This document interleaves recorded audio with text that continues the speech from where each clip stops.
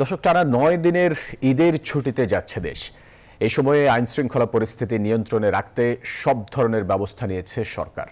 চুরি, ডাকাতি, ছিনতাই এড়াতে কঠোর অবস্থানে থাকবে আইনশৃঙ্খলা বাহিনীর সদস্যরা। সচিবালয়ে ক্রয় সংক্রান্ত উপদেষ্টা পরিষদের বৈঠক শেষে এসব কথা জানিয়েছেন স্বরাষ্ট্র সচিব।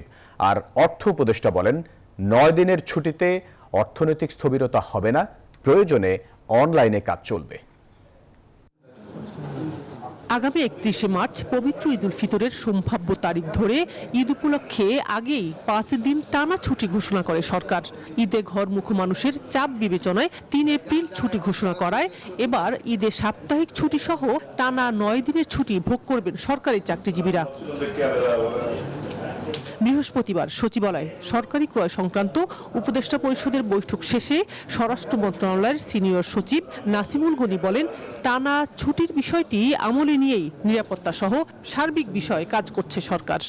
একটা বিপুল সংখ্যক মানুষ ঢাকা থেকে দেশের বাইরে চলে যাবেন, তাদের যাত্রাটা ফ্যাসিলিটেট করার জন্য এই ঈদে জামা জুতো অ্যাকসেসরিজের ডিসকাউন্ট আমরা সর্বাত্মক চেষ্টা করছি। আইন শৃঙ্খলা বাহিনীর সদস্যরা ছুটিতে থাকছে না জানিয়ে সচিব বলেন, টানা ছুটি থাকলেও দেশের নিরাপত্তায় কোনো বিঘ্ন ঘটবে না। ঈদযাত্রা নিরাপদ ও নির্বিঘ্ন করতে তৎপর রয়েছে সরকার।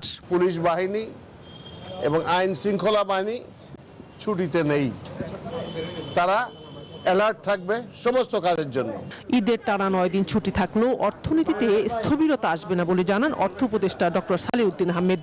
আমরা বিশেষ পরিকরে ইউপিএন উপদেষ্টা মন্ডলীর সদস্য বেশিরভাগ আমরা ঢাকা থাকবো, তা কথা হয়েছে। দরকার হলে সেই বন্ধের মধ্যে আমরা দরকার মিটিং করবো, সো এটা আটকে থাকবে, এটা আমাদের মধ্যে কথা হয়েছে। এদিকে ঈদের ছুটির আগে বৃহস্পতিবার শেষ কর্মদিবস সরকারি অফিসের। প্রশাসনের সর্বোচ্চ কেন্দ্র সচিবালয়ে শুরু হয়েছে ছুটির আমেজ। দুপুরের আগেই অনেক কর্মকর্তা কর্মচারীদের অফিস ছাড়তে দেখা যায়। যারা ছিলেন তারাও অনেকটা ঢিলেঢালাভাবে কাজ করেছেন। শাহনাজ ইয়াসমিন, নিউজ 24, ঢাকা।